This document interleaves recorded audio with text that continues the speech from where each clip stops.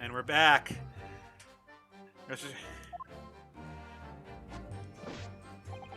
I didn't take my eye off the crime scene for one moment.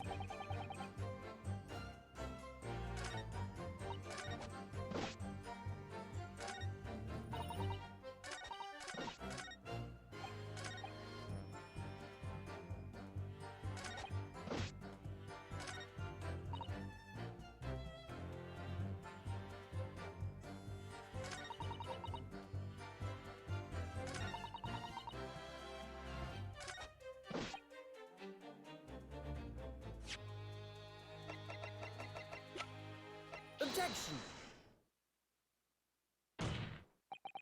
You claim, Constable Beat, there was nothing to report in the 15 or so minutes you were guarding the scene. But that cannot be. What do you mean to say? In your testimony just now, Miss Beat, you explained to the court that when you arrived back at the scene of the crime with a policeman assigned to that beat, the bouquet you had dropped at the victim's side was no longer anywhere nearby. Objection! Yes, on the opposite side of Briar Road where the victim was attacked. But considering the size of that meager bouquet, if a single sorry bloom can be described, no doubt it was blown in the wind across the street, back into the gutter where it belongs. Objection! Meager. Oh, but if that were the case, why did Constable Beat not testify to the fact? No one else approached the scene and nothing was removed from it. Constable Beat swore to that on Scotland Yard's honor. But the bouquet belonged to me. It has nothing to do with the case. That's why Rolly didn't mention it, I'm sure. No, because sadly, it's not only your bouquet we're talking about here. More than one thing in this case is mysteriously in the wrong way around. What are you talking about?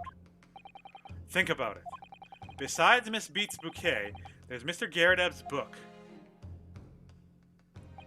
Mr. Garrideb's copy of The Lion's Pride, which was thrown out of the window by his wife, would have struck the pane of the casement window and landed there on the west side of the street. And yet, we have a moved corpse. It was a moved person. It was actually found here on the opposite side of the road in the victim's hand. Meanwhile, according to the testimony we've heard, Miss Beat's bouquet should have been dropped here at the scene of the crime on the east side of the street. But in fact, it was actually found here on the opposite side of the road, in front of Mr. and Mrs. Garrideb's house. There's no logical explanation for these things. Unless someone deliberately moved them.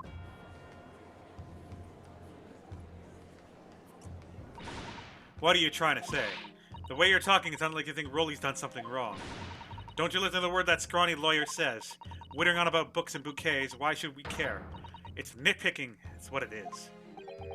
Oh god. Miss Garrideb's come around. You might call it nitpicking, Miss Garrideb. But deliberately meddling with the scene of a crime is a criminal offense. It's called, tampering, Mr. Nagahodo. But the person responsible for this tampering cannot admit to it, for a very subtle but compelling reason. Objection! Tampering? You barely heard the term before. Tell us, my learned friend. Who would possibly have had cause to carry out such an elaborate description?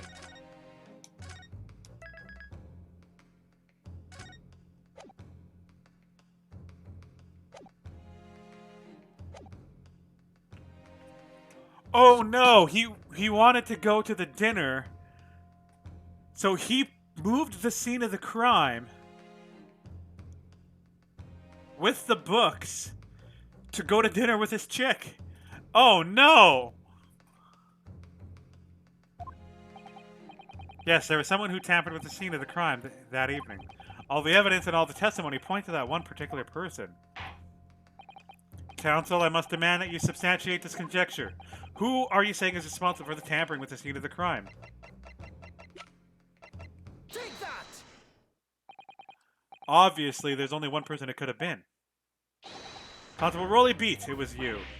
What? A policeman? A member of Scotland Yard? What nonsense? Why would Rolly do something like that? There's no one straighter than my husband. No Bobby works more intensely for the people of London. Miss Beat, You said in your testimony that your husband asked you to go in a nearby police box and fetch the officer on duty. The 15 minutes that you were absent from the scene is the only opportunity anyone had to tamper with it. You're making it up. It's all nonsense. It's all lies. What about the Japanese man with the whiskers? I bet it was him. He did it. Objection. If that was true, Constable Beat would have seen him do it. Oh. And forgive me for pointing it out, but when you dropped your bouquet, Miss Beat, it was after the defendant had fled the scene. Ah, well.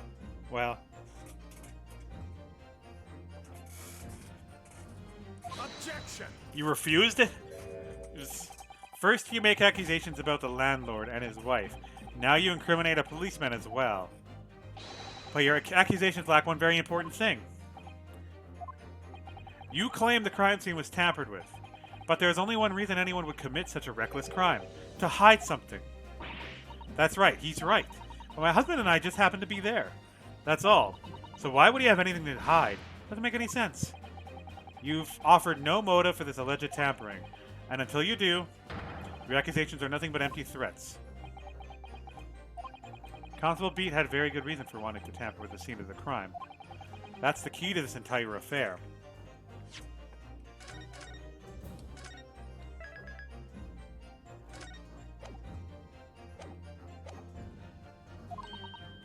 Mr. Noto, how have you managed to solve this mystery? I haven't. You made a very serious accusation against a London police officer.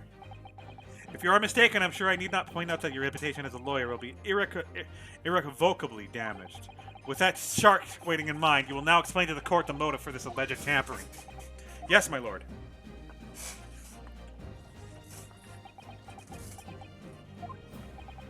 Constable Beat's motive for tampering with the crime scene was to hide.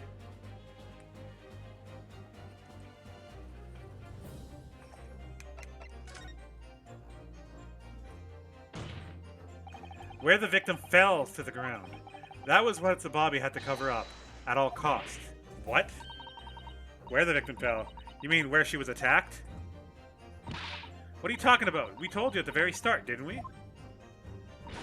On the pavement of Briar Road. We saw it happen, remember? It was right here, if anyone didn't already know. That's certainly what everyone has been led to believe. But in fact, that isn't where the victim was stabbed at all. What? What?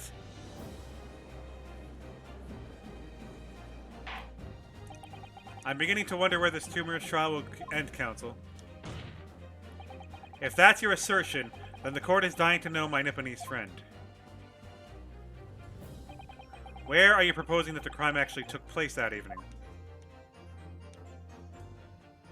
Take that! But that's on the opposite side of the road. I don't understand. On the evening in question, Mr. Gerda's book fell directly down from the open window above, and your bouquet bespeed never moved at all. What did move was the scene of the crime itself. Good gracious. Objection! Perhaps you haven't been listening to this ample testimony this court has heard.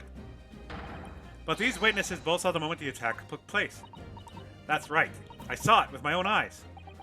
It was 5 o'clock in the evening and already dark. There was the typical London fog on the ground. When you saw the incident unfold and ran to the victim's aid, that was actually on the west side of Briar Road. That's not true. It can't have been. Constable Beat then arranged for you to be absent for a while by sending you for help. And during the 15 minutes you're away, he transplanted the crime scene. He moved all the things shown in this print of victim herself into 4 books. He moved everything, in fact, the pavement and the east side of Briar Road. Extraordinary. But the constable overlooked one thing. What? What did he overlook? The bouquet, I presume. Exactly. Prosecution told the court just a few minutes ago about the discovery of the rose bouquet. Lord Van Zeek said it wasn't noticed until the morning, as it lay where the street lamps cast no light. Yes, it couldn't have been seen in the dark, obviously. Which is why it was only the bouquet that was found in its original position, on the pavement on the west side of Briar Road. And that is the defense's theory about what really happened that evening. How do you respond? Constable Rolly Beat.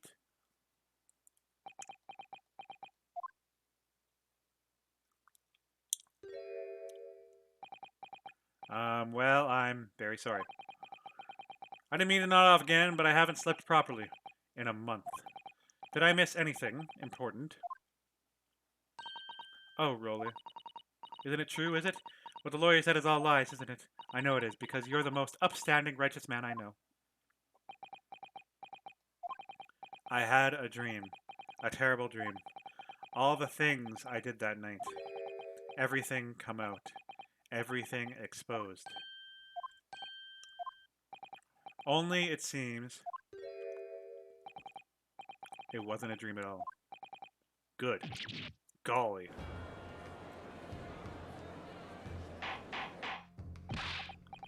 Order, order, order. What on earth is the meaning of all this? Oh, Rolly, why? Why would you do something like this? Moving a corpse is a criminal offense, isn't it? Wishing the victim was dead should be one too. Constable, explain yourself. Why would you do this? As a respected member of Scotland Yard, your duty is to protect the good people of London's town. I can't say. Sir, what? I really am ever so sorry about all this. For damaging the Yard's reputation. For everything. I have a possible explanation. For why on that particular evening, Constable Beat felt compelled to move the scene of the crime. I can think of one reason. What? How could you possibly know? You, a foreigner, presuming to understand the mind of a Scotland Yard policeman. And yet, Lord Van Zeeks is this a foreigner who has uncovered the startling truth of the matter thus far. I believe it would be beneficial to the court to hear this extraordinary young lawyer's theory. Counsel for the defense, if you please. Yes, my lord. Now then, I think you'd better show us some evidence. At once, my lord. England, Japan. It makes no difference where you come from. Human emotions are the same. And I think I have a fairly good idea of the feelings behind this man's actions. What gives this motive for Constable Beat's unthinkable actions?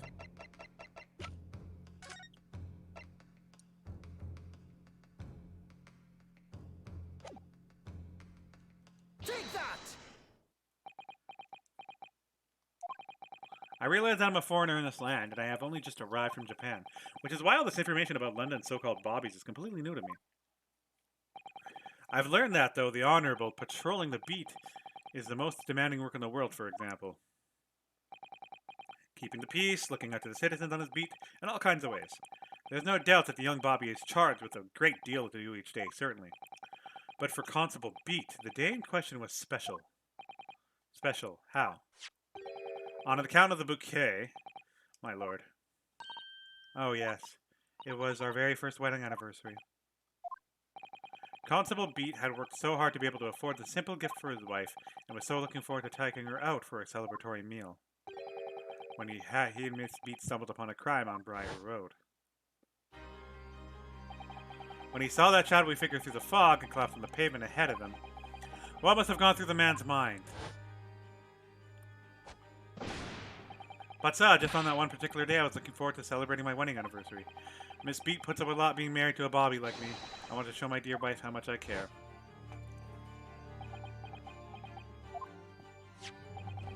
This is the warrant card for the Constable Beat offered to lend to me earlier. Inside, among the rules for patrolling policemen, it says, when its crime is discovered on his beat, a policeman must assist with the initial investigations and help detectives. Constable Beat. Is that or is that not the reason why you moved the whole scene of the crime that day? Yes. Everything you said, it's all right.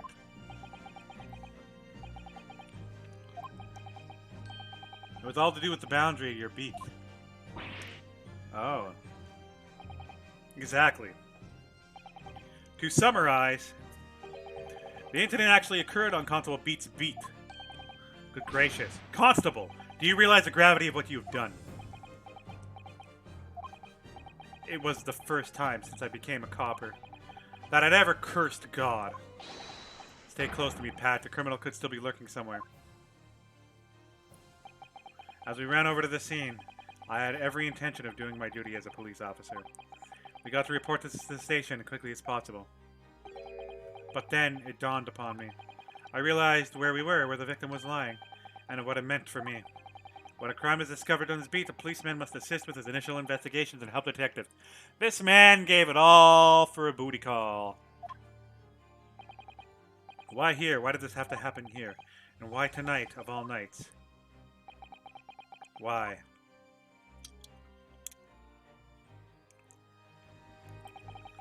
I respect you, but that sucks. It's a copper's job to guard the scene of the crime, so I told Pat he had to go to the nearest police box and fetch whoever was on duty there. It was then when I opened my mouth to speak. It just came out. I couldn't believe the words that were coming out of my own mouth. This is the next beat to mine, Pat. We have to go to the police box that covers it. Turning right along Mission Street and then...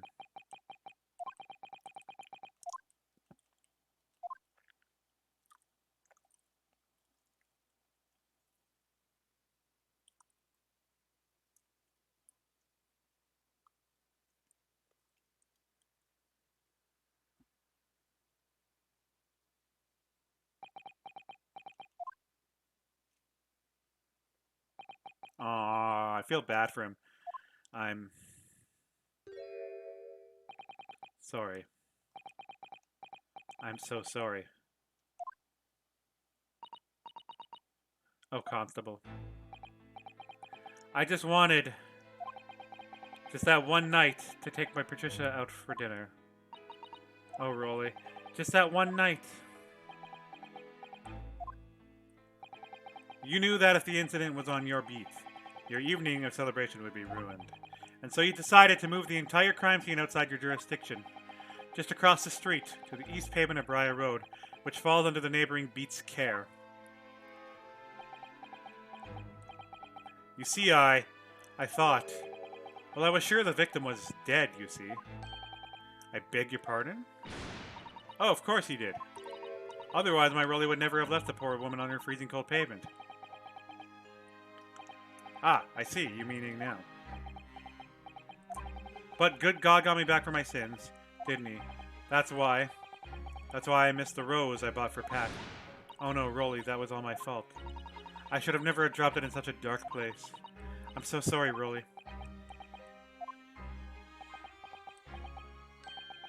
And can you tell us, Constable,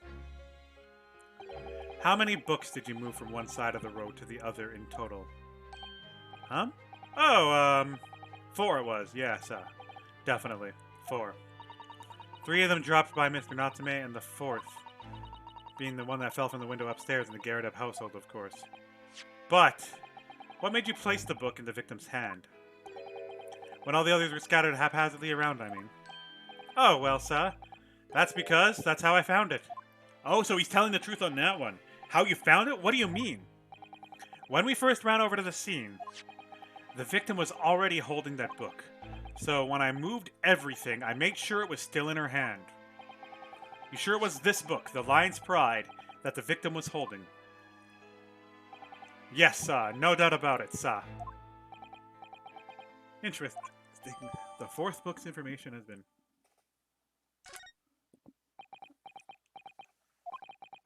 I thought it was an open and shut case at the time, you see. There were only the 2 people at the scene, and Pat and me both saw it happen. However, which way you looked at it, it had to be the fellow who ran off who'd done it. I thought. I couldn't see the harm, really. I didn't think moving it all over the road would make a jot of difference. I suppose this is it for me now. I've had it. Yeah, I'm only going to end off when this case ends. So, feel free to watch the rest when I upload it on YouTube, I guess, yeah? I believe this concludes the cross-examination of the witnesses. We'll be on with the next case probably tomorrow, maybe Sunday. Constable, you may withdraw. Yes, sir. Mr. Prosecutor, sir? What will become of my Rolly? What will happen to him? For now, you are free to go home. The police will contact you in due course. Please, don't punish my husband. This was all my fault. It's because I'm always moaning at him for coming home late. Leave it now, Pat. Let's go home. I'm tired. Night.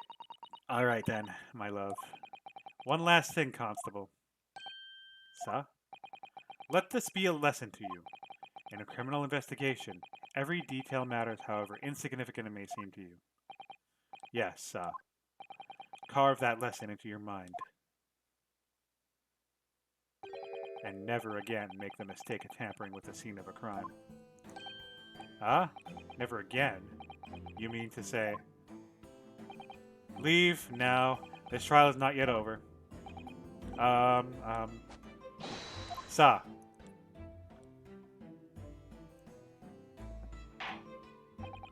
Well, quite a startling revelation, I must say. Whoever thought of a third party transplanting the entire scene of crime like that? Indeed, my lord. Nevertheless, there are some immutable facts here, principally. That the accused, Mr. Saseki Natsume, is the only person who could have possibly have committed this crime. With the window open like that, no, I disagree. Now that we know the true scene of the incident, there is someone else. Another person who could be responsible for the knife in the victim's back. Forgive me for being presumptuous, but I believe the prosecution is probably well aware of the possibility already. Lord Van Zeeks, is this true? Very well.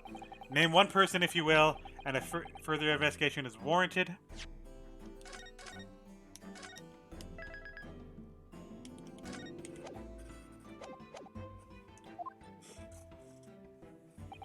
The prosecution has no objection to the trial continuing. You will name this other person who could have perpetrated the crime. Take that! The defense would once again like to request a cross-examination of a new witness, my lord. Once again, my assistant made the same request earlier. In order to finally reveal the truth about this case, it is imperative that we cross-examine juror member 4, Mrs. Joan Garadab. Me? Oh, dearie me. Objection. That request has already been denied. But the situation is very different now. Miss Garadab, answer me this. What do you want now, you little toad? At the time of the incident, you were engaged in a violent argument with your husband, Mr. John Garadab. In the course of the argument, a minor house fire was ignited, and to clear the smoke from the room, your husband opened a window that looks out of Briar Road. Well, what of it? You threw his book at your husband when he was cornered with his back against this window. Upon striking the pane in the open-top hinged casement window, the book plummeted directly down. Finding it, she picked up the book, and then the knife came down after. To what we now know to be the true scene of the incident. Yes, as I said, what of it? During the argument, you were beside yourself with rage. As such, you threw not just books, but anything you could lay your hands on. So, let me ask you one more time, Miss Garadeb. This knife, the one removed from the victim's back. Have you really never laid eyes upon it before? I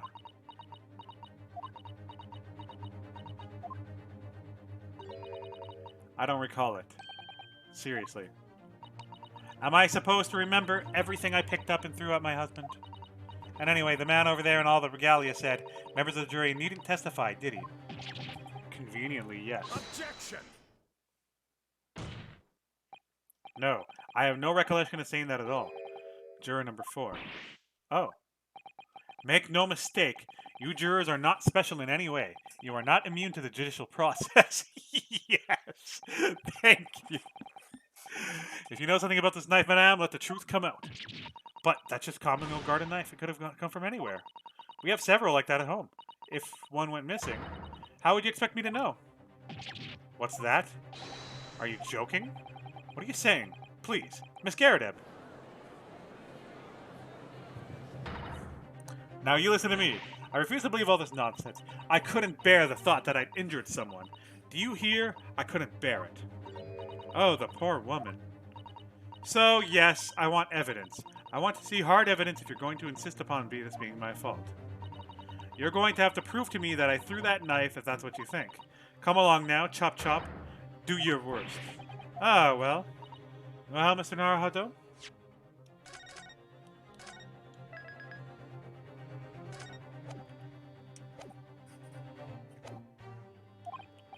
If I had evidence like that, believe me, I would have thrown it at her already. Then take the stand, juror. Oh? The prosecution does not object to the defense's request to cross-examine this woman. Thank you, Lord Van Zieks. I'm going to have to testify? Juror number 4, as I'm sure you will appreciate, having observed it with your own eyes today. Witness testimony can lead to the most extraordinary truths being unearthed. Truths of which the witnesses themselves may not even have been aware. Oh dear me. So I demand your full and unadulterated testimony, Miss Garrett, and mark my words in this court of law today. We shall extract the truth. Do you concur, counsels? Certainly, my lord. Oh, that's what I'm hoping for, my lord.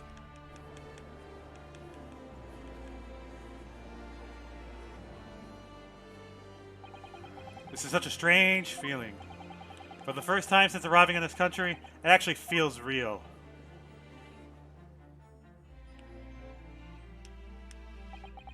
I'm here, I'm in the Old Bailey, and I'm a lawyer.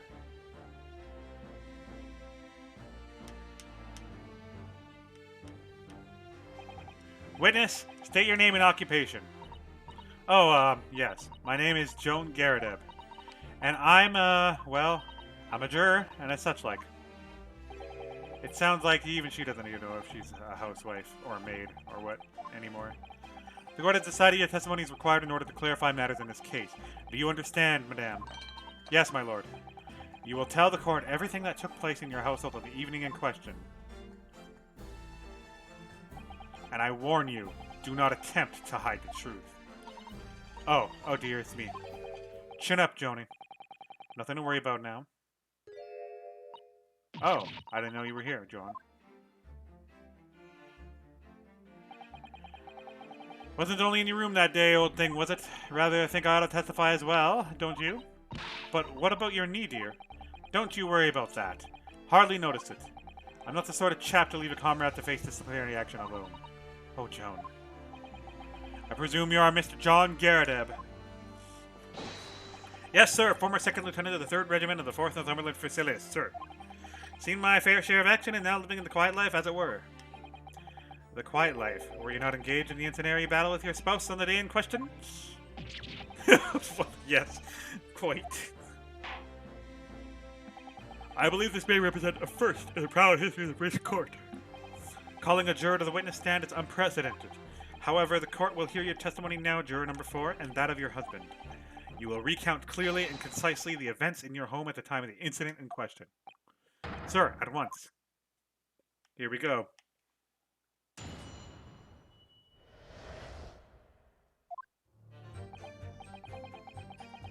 Are you referring to the wife and I did have a bit of a skirmish? Can't recall the reason now.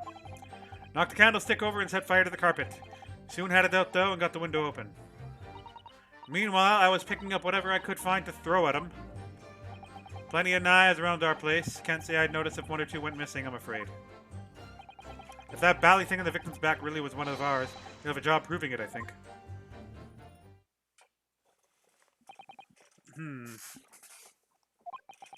It sounds as though it was quite the battlefield in your household that evening. Although an entirely one-sided assault, it seems. The enemy caught us on our hop, sir. Had no choice but to dig in and take defensive measures. To be honest, if the enemy had kept shelling us for another minute, we'd have been toast. Of course, a veteran such as myself is only too aware that on every battlefield, you're just gnat's whisker from death at any moment. Are we still talking about a marital quarrel here?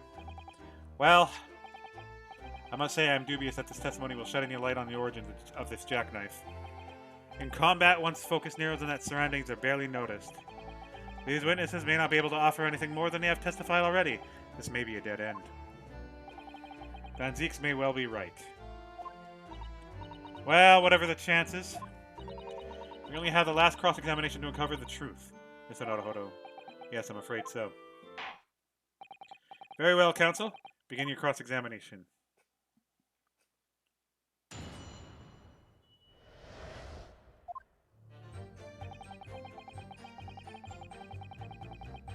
Hold it!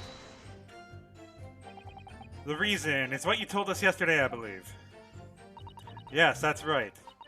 If I remember correctly, it all started because of a note that was tucked into the pages of a book belonging to Mr. Garrideb. A rather passionate note, in fact. But Mr. Garrideb found the note, discovering her husband's little secret. And she gave him a mighty number of slaps across the face for it, too. What a sordid state of affairs. Hell on earth. I say, when a chap says can't recall such things, it's common decency not to drag it all up. And besides, half of it was wide off the mark anyways. A likely story. These waters run very deep. And what transpired next after these multiple blows to the face? Knocked the candlestick over and set fire to the carpet, soon had it though, and the window open. And the fire also spread to some items in the furniture, did it? The bookcase, my armchair, anything of mine, really. It so happens there was some bathwater around that evening, so I sloshed that about to put it out. The most precarious situation you put yourself in. Ours is a 3-story townhouse on the west side of the street, where the water main isn't connected yet. Having to draw water from a public water pump during the day if you need any, you see. The lodgers are always moaning that they can't get any water at night. Although that little mustache Japanese man buys water in bottles, I believe. The defendant, Mr. Natsume, you mean? Yes, he receives a stipend from his studies, you know, from his home country. Can you imagine being able to brew a pot of tea in all hours? He's obviously very well off. Have you actually seen the state of the man? I believe he uses all his income to buy books. Well, anyway, the point is, I was able to douse the fire with water, fortunately enough. I was picking up whatever I could find to throw at him. Even though the room was on fire. As far as I was concerned at the time, it was more important to extinguish my anger than the flames. When a woman wants to throw, she must throw. That is most certainly not true of the Susato takedown, Mr. Naruto. How did you know I was thinking that? So please, cast your mind back and try to remember. Was a knife among the items that you threw at your husband that day? In all honesty, I don't recall. But I feel I must point out that I'm no monster. Let me see. Some bread, a cabbage, garlic, a towel, a sponge, a napkin. Excuse me. A napkin? Do you have something to add, sir? Mr. Garrideb? Yeah, don't shoot. Ah, sorry. Beg your pardon? Did your wife's remark now just bring something to mind? Nothing of any significance, no. This barrage of projectiles the odd thing launched in my direction was somewhat more solid than she implies. Books, bricks, and the fire poker I seem to recall. Ouch. And the woman's aim is uncanny. She landed a direct hit with every volley. Good grief, woman, we're not at home now. This is a court of law. Oh, dearie me. You ever so sorry, dear? What's she even doing with a teapot in here?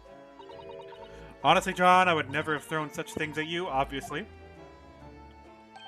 Well, take a look at this then. How do you suppose this happened to him? Your pipe, sir. Had this thing in my hand as usual at the time of the onslaught. Knocked it clean out with one of her soft projectiles, she did, yes. And when I went to pick the thing up, it was broken in two. I like to see a sponge do that sort of damage. I see, your pipe was broken. It would have never been sent flying unless it was hit by something pretty solid. Anyway, I managed to bandage that thing up for now. Ha! You are one to exaggerate, aren't you, dear? I wonder what she should make of this account.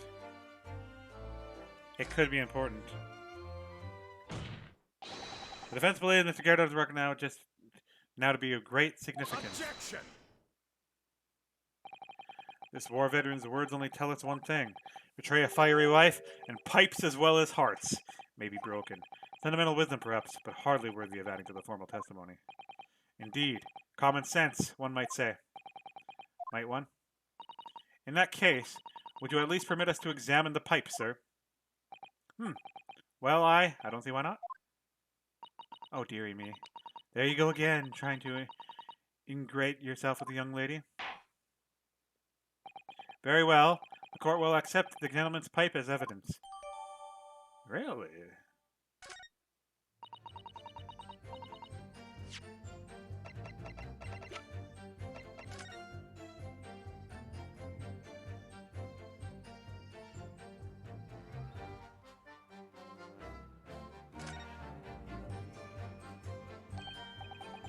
Oh, something just twinkled inside the chamber of the pipe! Yes, I saw it. Something stuck in there, I think. Let's turn it over and give it a shake. What's this? It's a tiny fragment of metal.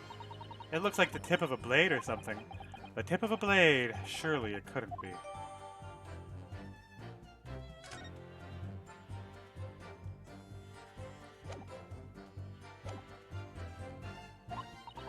I was just feeling rather disappointed for you that your request was turned down. Oh no, it's fine. Thanks to Southtown, we have new evidence to work with. We should examine it carefully. Well, thank you for that rebuttal, Mr. Garedeb. Now, if we could return to the crux of the matter. What can you tell the court about the knife used to attack the victim?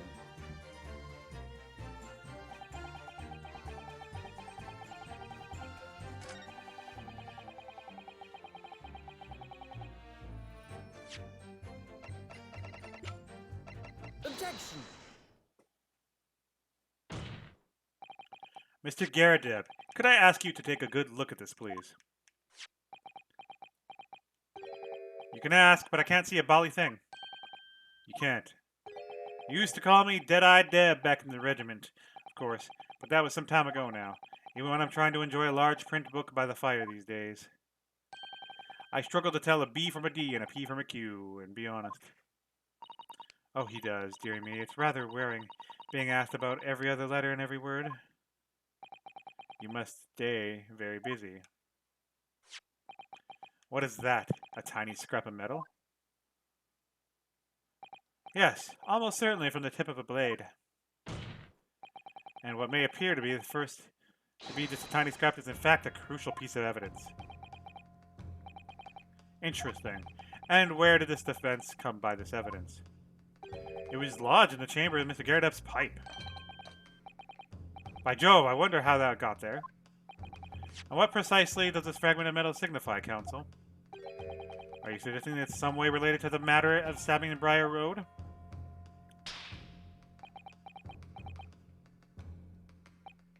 I am. What? When put together another piece of evidence already in the court record, I believe this tiny fragment of metal will unravel the whole truth of the case, my lord.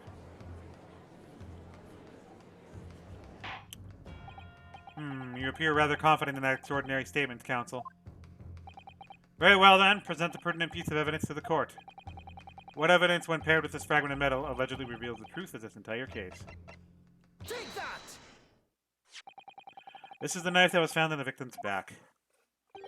If you look closely, you will see that there is a small piece at the tip of the blade is missing. A common issue with the inferior blade, so that unsavory street marks it. Criminals who use them regularly leave the tip lodged in their victim's bones. And what of this particular knife? No doubt its tip has suffered a similar fate. Now languished somewhere near the spine of the victim. No, that's not the case. The tip of this particular knife's blade is the very fragment of metal we discovered in the chamber of Mr. Garedeb's pipe. Good grief, Lord Van Zeeks! I don't believe it! The knife from the crime scene and the fragment of metal are a perfect match. Good golly gosh.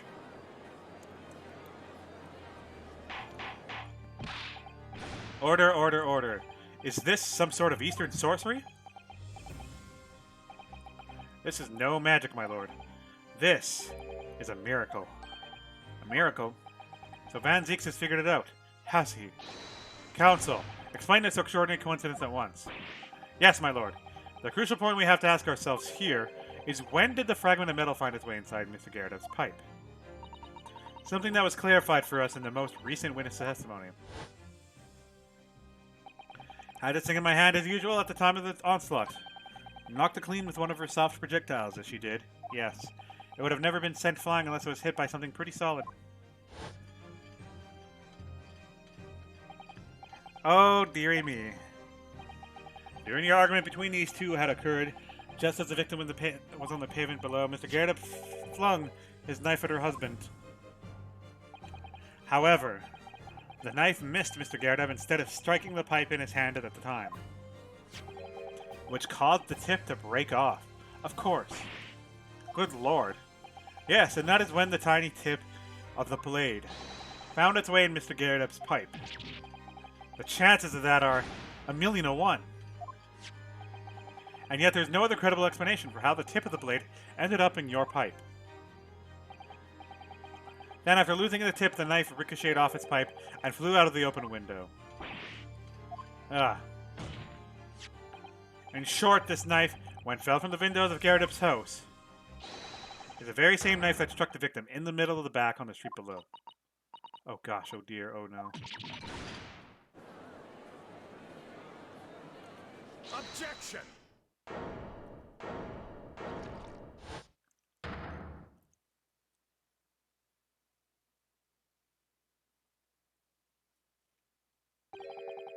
A full-bodied theory, I'll give you that. A complex bouquet of seemingly trivial points plausibly arranged to create an almost passable vintage. Allow me to toast my learned friend's characteristically Nipponese approach to bottling his argument. Sorry? But after all, it's just a theory. The bottle I fear is corked. Because you see, it's spoilt by an insurmountable inconsistency. And it's surmountable. What? Lord Van Zeeks, explain yourself. What is the inconsistency you claim to have identified? An inconsistency of simplest nature, my lord. The victim was found with a knife planted in the middle of her back. Yes, in her... That's right, you silly little man. Now, Joan, old thing, what are you getting so excited about? Let us consider the basic facts of the case once more. The victim was walking along the pavement before being stabbed in the back and falling to the ground. And the knife that struck her had fallen from above. Would have hit her in the head. There's no possible way it could have planted itself in the victim's back.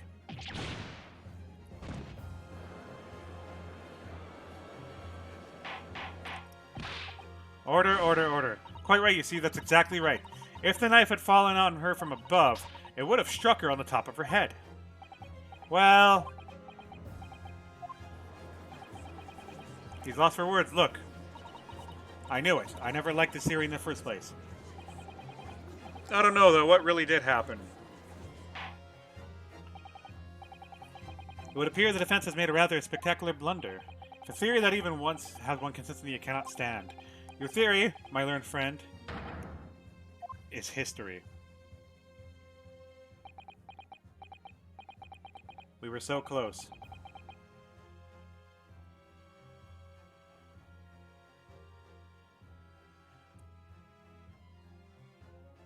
I can tell you the truth, I was so sure we were on the right track. But now, the way has been blocked completely. But on one simple inconsistency. Or in other words, we simply need to eliminate that one inconsistency. The theory will stand. Miss Sasato, you mustn't worry, Mr. Naruhodo. You were just caught off guard, that's all. And your mind went blank. But if the path you're on is indeed correct, then a way will present itself. Key to this is the court record, I'm sure. The information you need is there. It seems you have nothing to say, my Nipponese friend. Well, your silence speaks volumes. A tacit acceptance of your theory is fatally flawed. Objection!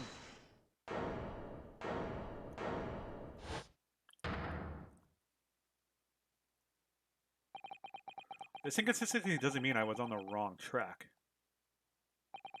It means that I need to sharpen my mind and dig deeper for the truth. A test. Yes. If the knife fell on the victim from above, there's no way that it could have hit her in the middle of her back. Under normal circumstances, that is. What are you implying, counsel? There's a piece of evidence in the court record that can explain the inconsistency. That can explain how the knife that fell from above could have pierced the victim's back. We already have the answer. Goodness. Utter madness. Surely this must be the last time. Counsel, present the evidence of which you speak. There's the last inconsistency. Final piece in the puzzle. I can successfully make sense of this. The truth will be laid bare at last. The evidence explains how the falling knife became lodged in the victim's back is... Take that! the book. She picked up the book first. The fourth book found at the scene. The final piece of evidence the defense will present. The burnt book? Is that not Mr. Gyarados' book? Yes. And to understand its significance, we have to consider how it came to be in the scene in the first place. This photographic print clearly showed the book in question, and the victim holding it by her hand. But as we all know, it was the police constable that put the book between her fingers like that. Quite so, as part of his wholesome transplanting of the crime scene to the opposite side of the road. That's true. However, as part of his testimony, Constable Beat made an extremely enlightening statement to the point, on that point. But, what made you place the book in the victim's hand? Oh, well, that's because that's how I found it. When we first ran over to the scene. The victim was already holding the book. So she wasn't eating the book. No, she literally just picked the book up, and 1 second later the knife flew. When I moved everything, I made sure it was still in her hand. In other words, the victim had already picked up the book up of her own volition. And clearly that must have been before she suffered the knife wound. Well, I should say so. After being attacked with a knife, I don't imagine she'd have been doing much of anything. So the question becomes, why did the victim have that book in her hand? By Jingo. I think I'm beginning to see what may have happened now. Oh, dearie me. We know that the book fell from the top floor of the Garrett household on the pavement below. At precisely that moment, the victim was walking past. Yes, at exactly that moment. The young woman was walking along the street in the light fog, when all of a sudden, a book fell right in front of her. The book I threw. Miss Garrett, what do you think the woman did? What would you do if you were walking along and suddenly a book landed in front of you on the pavement? Well, I really can't imagine it. But I suppose she might have reached down and picked the book up. The poor lady, man. Yes, that's exactly the woman in fact did. She picked up the book. Oh, heavens. And when the woman reached down to pick the fallen book up, what position would her back have been in? That's right, facing this guy, completely and utterly defenseless. Then, the very next moment, while the woman was still bent over picking up the book,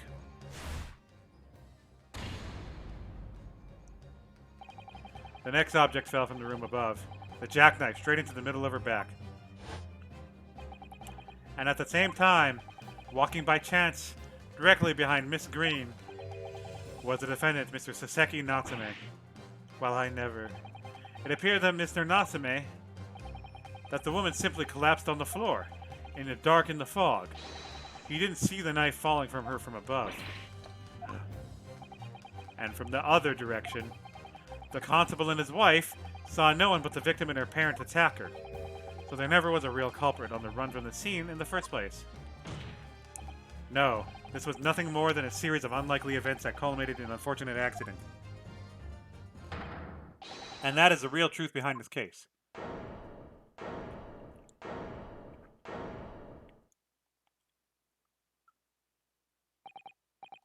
Well, Mr. Garrett,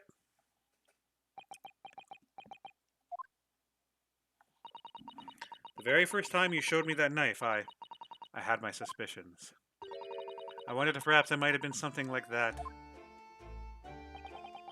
There, old bean. Poor Miss Garrett. Of course, I never meant for anything of the sort to happen, but it was all my fault, wasn't it?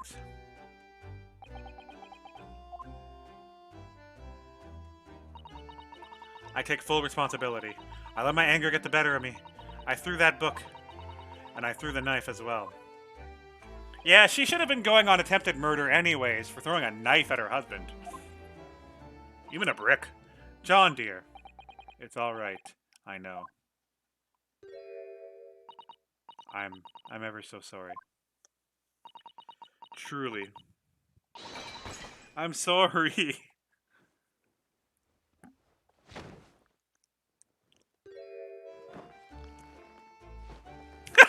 Can't lift her. Oh no! I knew it! I knew it.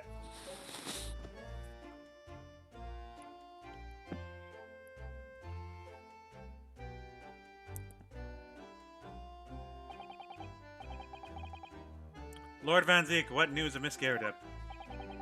She's been taken to the infirmary. It would appear that today's events have left her in an especially flustered state. However, I believe she will recover in due course. There is no cause for concern. Yes, unbeknownst to themselves, they caused what could have been easily a terrible tragedy. They shall have to prepare themselves for the consequences of their actions. There is some good news, however, my lord. I just had word from the hospital where the victim is being treated. Her condition is improving steadily, and the doctor believes she will regain consciousness soon. It's strange. We've been talking about the victim all this time, but we've never once met her. How wonderful, the woman's out of danger, it seems. Yes, that's good news. So, Mr. Saseki Natsume.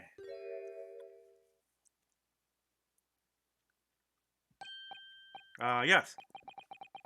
On behalf of my fellow countrymen, I would like to take this opportunity to beg your pardon, sir.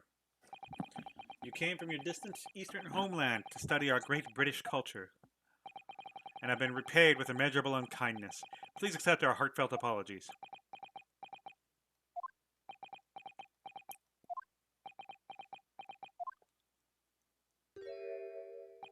No, it is me who should be begging your pardon. Oh no, Mr. Natsume. That evening, when the young woman just collapsed on the pavement before my eyes, I jumped to the wrong conclusion again in my confusion. What conclusion, sir? I was sure that the woman was dead. Yes, Constable Beats said the same thing, didn't he? He thought she had been killed too. Hilda must have looked completely lifeless. It's been about a year since I arrived in Great Britain now, but I still can't get used to life here. I can't relax. I'm sure there are evil spirits lurking in the fog, like they're haunting me.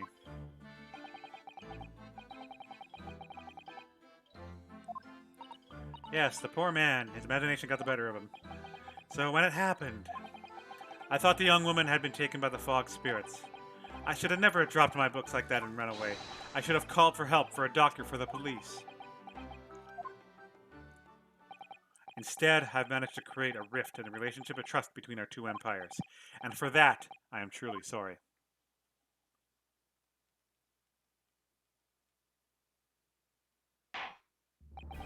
One could indeed say that some sort of mischievous spirit has been at work here, I think. One that created a chain of unfortunate mishaps. We were befooled by the spirit and led to a false conclusions. But thanks to Lord Van Zeeks, our young lawyer here from the east, that chain has now been broken and the spirit exorcised. I heartily commend you both. Oh. Now then, ladies and gentlemen of the jury. Yes, my lord. In concluding this trial, I must ask one last time for your decisions regarding the defendant's culpability. Are you ready to present your findings to the court? As foreman of this jury, I can assure you we've reached a fair and just conclusion. I do declare the truth can be extremely cruel at times. Well, I didn't expect the woman next to me, that's for sure. Sitting in for the old bean while she's out of the action, you know, but I know what her decision would be. Does this mean I'll finally be able to get out of the hearing and start work? Well, it's about time. I say I'll have a corker for a story to tell you the grandchildren when I get home, won't I? Very well, ladies and gentlemen of the jury. I hereby demand your final decisions. Mr. Foreman. Not guilty. Not guilty. Not guilty. Not guilty. Not guilty. Not guilty.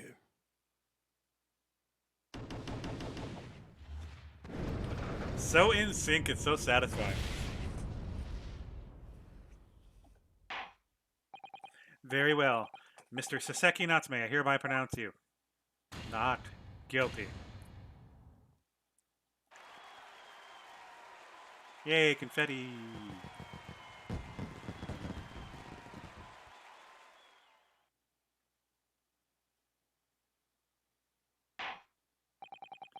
And finally, Mr. Natsume. Oh yes, Lord Sir. You are now a free man once more. It is my hope that you will continue further your education of British culture.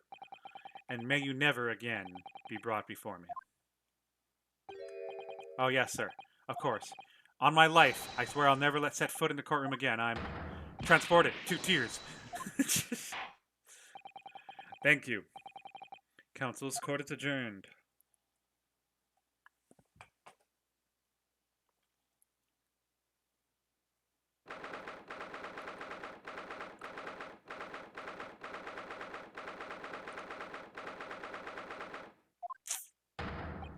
Oh, locum. Wait, you mean me? Of course. Is there another locum here? Is there even one? Compared to the original locum student, Mr. Naruhodo Esquire, your name has become rather short, hasn't it? What's wrong with using my actual name? Oh, at last, I'm free. I'm free. Joyful, joyous, jubilation. Heady, hearty, happiness, hurrah! Oh, I am pleased. Mr. Natsume is delighted. Would it be so hard just to say that, then? Locum, you did it. You saved me from the brink. Well, what happened to the poor woman was no way your fault after all. I'm just glad everyone can see that now. No, not that. Lovely, loyal, locum, lawyer. Yes? I mean, as I said before, I have just never got used to life here in Great Britain. Every time I look over my shoulder, I see foreigners. I see towering brick buildings. And from high up windows, I see them looking down on me, laughing. Look at that little hunchback. Oh dear, I'm sure it's all in your head, Mr. Natsume. But today, your locum lawyer gave my gloom the boot. You stood firm behind that barren bench before all the blabbering British. You battled to the bitter end, laying bare the baffling truth. And when I benched the blinding fireworks among the beams of the Bailey's roof, I bellowed. Behold, the best barrister ever born. Well, that's very flattering, and we're very pleased for you. This has given me a wonderful anecdote to recount to my old friends back in Japan. An anecdote? Is that what it's to become all of our hard work? Ah, there you are, my dear fellows. Apologize for keeping you waiting. I rose late this morning. Sholmes, what a pleasure to see you. I see I'm not here in a moment too soon. A disaster had been averted, I'm glad to say. Oh. The trial shall begin presently. Well, I want to wish you the very best of luck. It's just finished. What? No. Then my haste was in vain? It's you. Herlock Sholmes. Oh, have we met, sir? This is Natsume, the man you had arrested, Mr. Sholmes. I see, I failed to recognize you at first. On previous encounters that have taken place in the gloom, either you or your bleak lodgings or that prison cell. I simply couldn't place that curious face in the light. Charming. This is all your fault, Herlock Sholmes. You're the reason I had to go through this terrible ordeal. I'm going to give you a piece of my mind. My apologies, sir, but I assure you, I have placed you now in handcuffs. You're the fellow who abandoned that poor young lady and ran off, are you not? Had she been taken to the hospital more urgently, I feel perhaps she would have regained consciousness by now. Oh. But it was unavoidable, I'm sure. We are but human after all. Anyone would have been shaken by such an experience.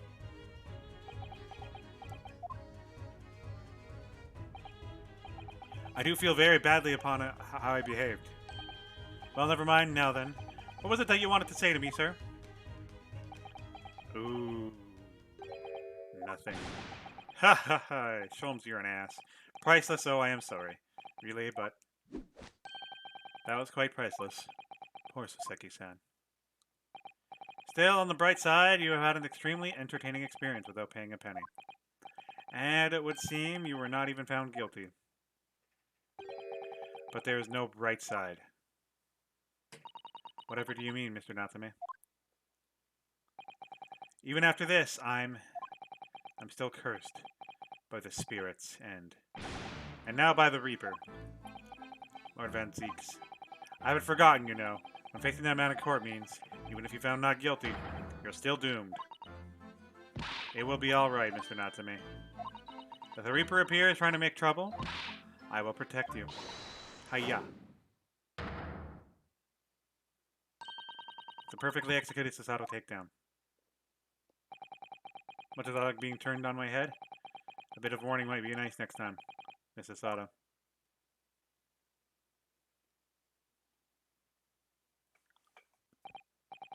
So, Mr. Natsume, what do you intend to do now?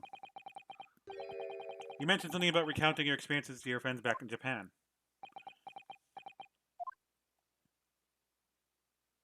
Yes. I intend to return to my homeland soon. Oh. It has already been a year since I arrived here in Great Britain. I visited universities, libraries, bookshops. I've been honored with the tutelage of professors. I've learned so much about the wealth of literature here, and the city has its shape. And I've come to realize that it's my calling to sail home and tell my fellow countrymen about it. That's very touching, Mr. Natsume. Or in perhaps less veiled terms, you wish to withdraw halfway around the world. Skip the terror of the Reaper's curse. That's not it at all. The more I learn of literature, the more this strange feeling claws on my insides. I feel compelled to return to my roots and attempt to pen and work out on my own. Oh, I see. A work of literature by Soseki-san. Could it be an interesting read?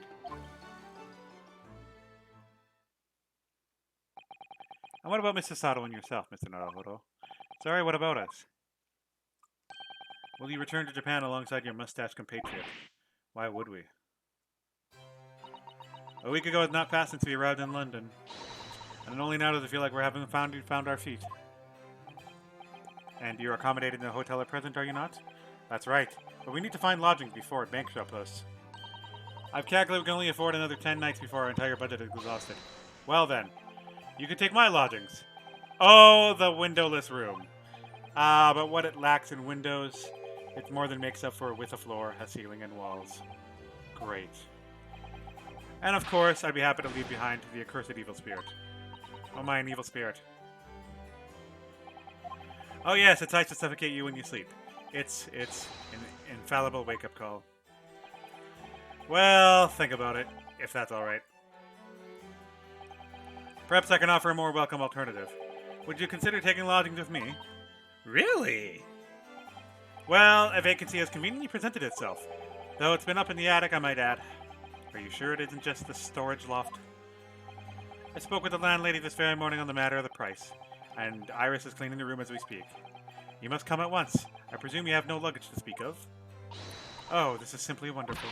What an honor to be invited to taking lodging in the great detective's office's attic. I'm too overcome for words. So suggesting we look elsewhere out then. That's settled. Iris will prepare a welcome dinner this evening. And you must come too, Mr. Natsume. I insist. I don't know what to say, but thank you, and yes. Wonderful. Then I'll go and complete paperwork for your formal release, Mr. Natsume. It shan't take long. Somebody's happy.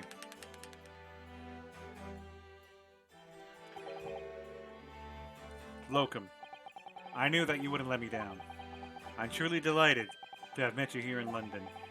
Likewise, Mr. Natsume, it's been a privilege meeting you, too. It's a shame that we're going to have to say goodbye so soon. Well, I've come to realize that I belong in Japan. But Locum, we'll meet again one day. Yes, I'm sure. And hopefully by then, I'll be a successful lawyer. Hopefully by then, I'll be a successful author. Well, my dear fellow, our carriage appears to have arrived. Shall we go, Mr. Naruhodo? Yes, Sholmes. I've little doubt Mr. Natsume will be released in time for dinner this evening. And so, with Soseki-san's innocence successfully established, we rode with Mr. Sholmes to what was to become our new home, 221B Baker Street. Just out of curiosity, I've never actually read a Sherlock Holmes novel, but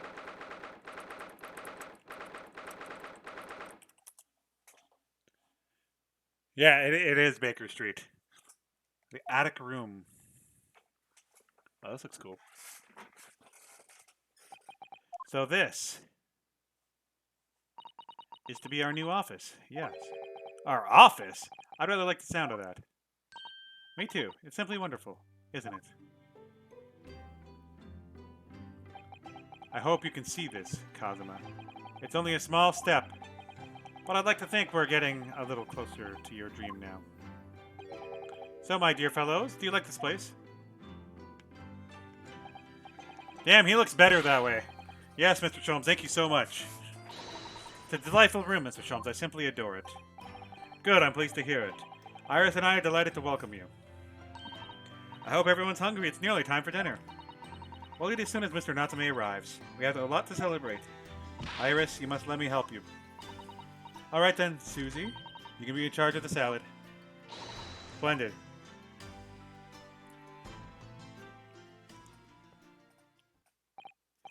So, Mr. Naruhodo, how does it feel to have your own office in the capital? It's very exciting, actually. I can't help but wondering what adventures await us. Ah ha ha ha. Those were precisely my sentiments when I first established my office on these premises. Until I discovered the dark truth about the city of London, that is. Sorry? London is a glorious place full of wonder, opportunity, and prosperity and mirth. But the brightest of lights casts the darkest of shadows. Shadows, what do you mean? Well, I believe you are well aware of the murkiness that lies beyond London's for sale, right? So, once again, Mr. Naruhodo, welcome to London.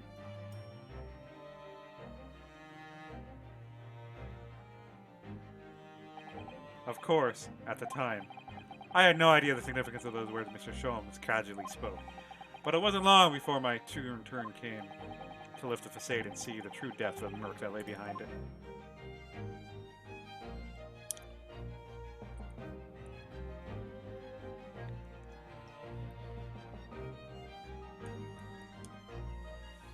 Alright, we're going to call it here for today. If you've been watching on Twitch and YouTube, thank you.